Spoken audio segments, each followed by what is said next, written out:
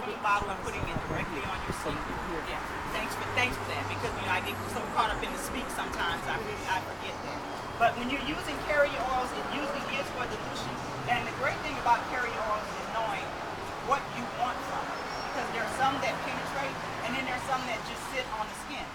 Coconut oil is one that, for the longest, I hear people that say, well, I put it on and it just sits on my hair, because it's not a penetrator. Coconut oil is a protector.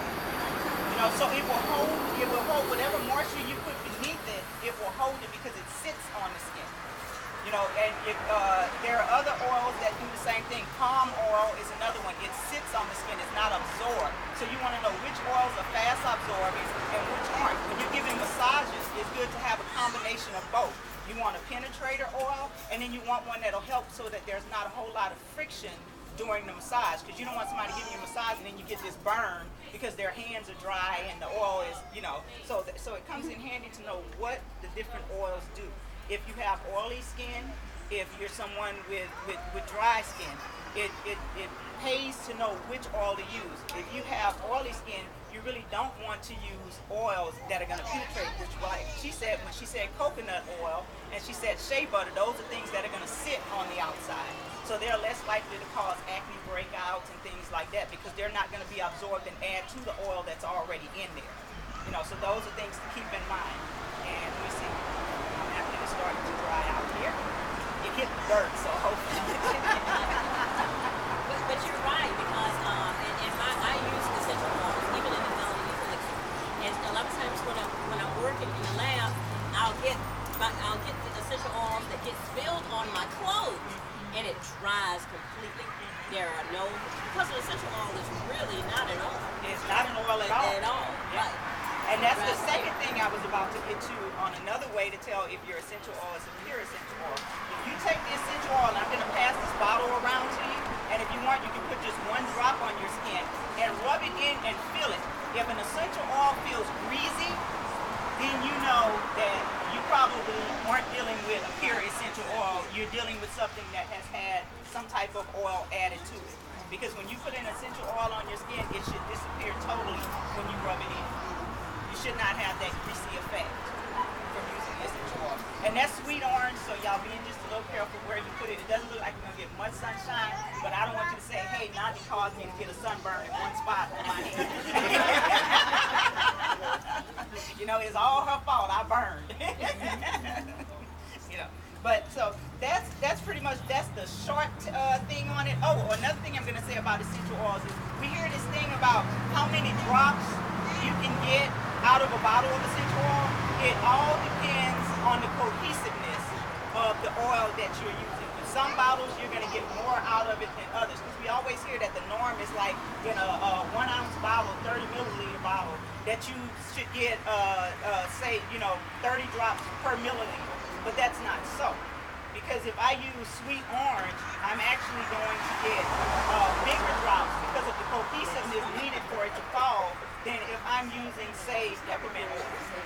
So I'm gonna get more drops per volume out of that peppermint oil than I'm gonna get from the orange. And then it's also knowing the notes of the oil, so that when you blend these oils, you get the fragrance that you're looking for. Because when we're talking like citrus oils, those are top notes, which means that the scent of that oil is going to dissipate after a minute. And my husband, he had this habit that when he stopped smelling it, he felt like he needed to add more.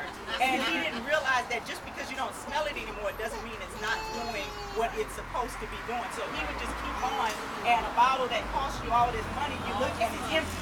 Because he kept telling you, well, I can't smell it anymore. But he's picking up these top notes and he's expecting it. And then if you get something like a base note like patchouli, that is that lingering aroma, and the longer you keep it there, the more you smell it, the more the scent is brought out of it. So when you start to understand those top notes, the middle notes, the base notes, and that some can even be a base note and a middle note, then you understand how to get that blend that you need for the lasting aroma that you want. If you're using it for aromatherapy especially, and even when I put together products, I give you scents, but I'm more so trying to give you healing than I am trying to give you a scent. you know, because we get caught up in the commercial fragrances where we'll go to the body shop or somewhere and we buy these things and they're like, well, I can put that on and I can smell it all day. Well, that's not a good thing.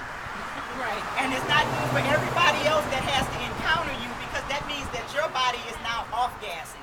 You know, you know how you put wood in your house and different things, and there's the off-gassing from your couch and in your car, the chairs and all this. Well, that's the same thing that's happening to your body if people are still smelling this at the end of a day.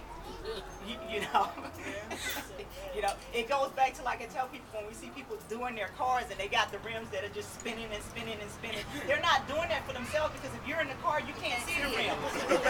So the only people you're doing it for is the ones on the outside of the car who are sitting there mesmerized by the fact that you spent all this money to get rims that spin that you can't even see. But the girls can see it. But the girls can see it. The girls can see it. So I guess in the end, that's all that matters, that the girls can see it. So again, when it comes into it, if they're fixing your own room, there's usually like a rule of thumb.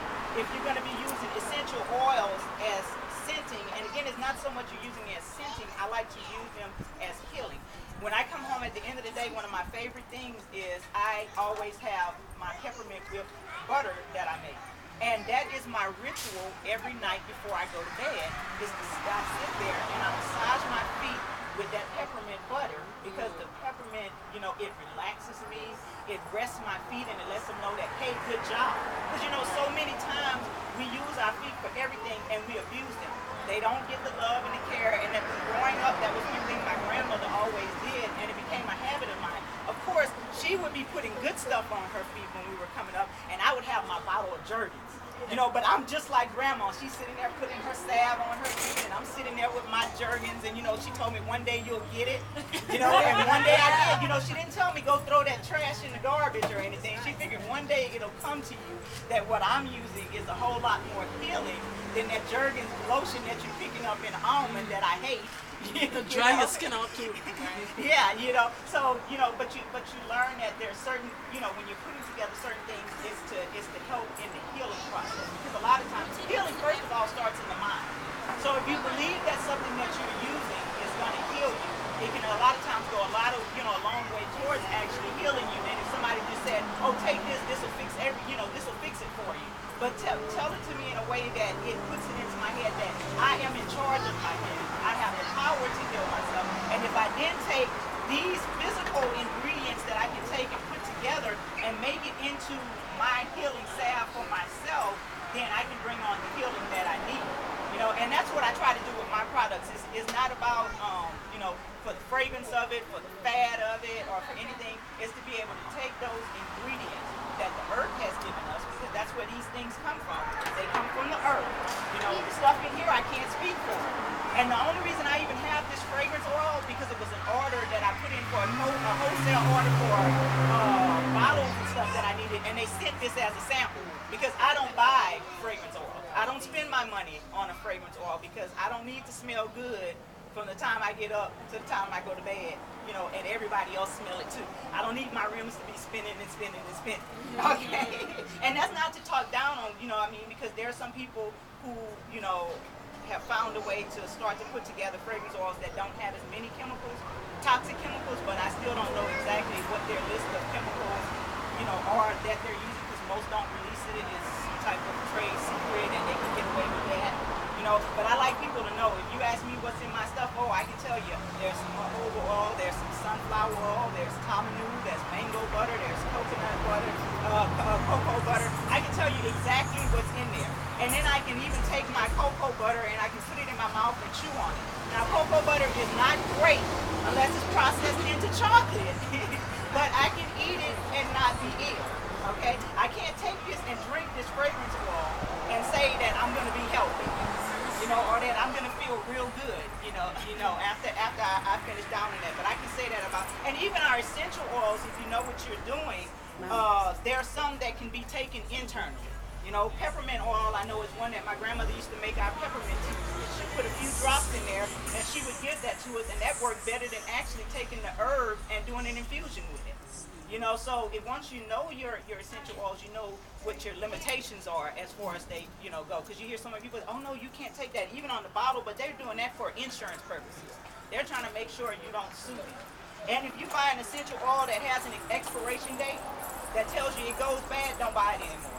Because your essential oils should be just as good as they are today. As long as you keep them in a cool, dark place, they should always be good. Essential oils don't expire. If theirs expire, you don't need it. Yeah, just go ahead and spend the money and get you something good. Yeah, it should not expire. And so I'm going to wrap it up unless anybody has any questions. I know we're pressed for time. I'm so happy that everyone came out here. I promise you I don't have spinning rims on my van because it is a van. We have a lot of children. But if you've got any questions for me, I'd be happy to answer them for you.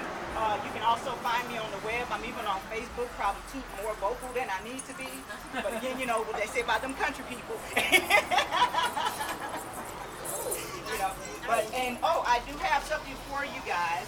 And I have like a line of the body butter bars, and these are good for like if you got like you know, brick kicker heels as I call them. That's me. These are the bee's knees form, and I say bee's knees because it contains beeswax, but I do also make some without the beeswax for, you know, those who don't want to bother the beehives and stuff like that. But these are great for, like I said, for like the tough heel cases where you've got that callous heel. You can give up pedicures when it comes to that part, but still let them go do the rest of your foot. You know, it just feels good to have other people mess with you. You know, but these are also good for the elbows if you got real dry, peeling elbows, hands if your hands are cracked, if you got those dark patches from the skin being consistently dry between our fingers.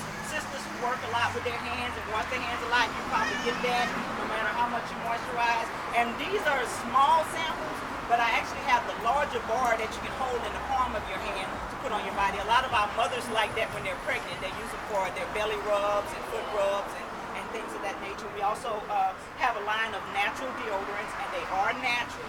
Everything is written on the back. There's nothing that says fragrance. It's all printed out. You know, on there we have the lip balms. We've got a hair butter. You know, and this one here is a good one because it's for like the hair growth. You know, so it contains things like black seed oil, it has rosemary oil, you know, the things that get the scalp stimulated, you know. And that's not to say that it can cure like all damaged hair follicles, because sometimes a hair follicle is dead to the point where it's not being resurrected. So I'm not saying I'm selling you a miracle in a jar, but it's something that can help with hair growth if you've experienced, you know, a lot of hair loss and stuff like that. So again, I'm going to wrap that up, and I'm going to pass this tray around so everybody can get one of these melts. And y'all going to have to forgive me because the baby got a hold to them in there, and I see she scratched the tops of some of them. I can tell, I can see the little finger thing on there. So you understand, right? You know, they were perfect when they got here. But somewhere along the line, yeah, they're passing them on the tray. So and like I said, those are the smaller ones. I also sell the smaller ones, but today I brought them out as samples so I wouldn't have to bring lug out a whole lot of the big body bars. But we do have them. You can get a bag.